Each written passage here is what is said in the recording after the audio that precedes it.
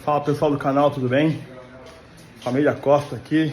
Seguinte, hoje é um vídeo um pouco diferente, porque depois de 3.000 km aí de estrada, o Caoa Chery ali, ó, no fundo ali, tava fazendo um barulho diferente, um barulho da barra de estabilização, me preocupou um pouco, mas observando aí algumas dicas da própria Caoa aí, e também dos fóruns da Caoa Chery, aí são Tiggo 5.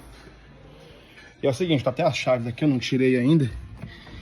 Eu desmontei essa pecinha de plástico que vem nele aqui, ó, tá até aqui do lado aqui, ó. Desmontei essa peça, bem fácil, uma chave 10 aí. Vem só esse parafuso aqui só. Ele vem essa trava, você tira essa travinha. Você tira essa travinha, depois lá dentro vai ter uma porquinha 10. Você tira também. E lá dentro terá aquele parafuso lá, ó.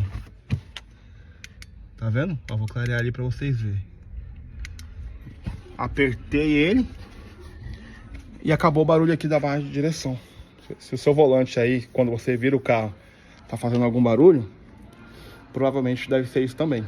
Beleza? Fica aí a dica. Esse é um Caoa Tiggo 5.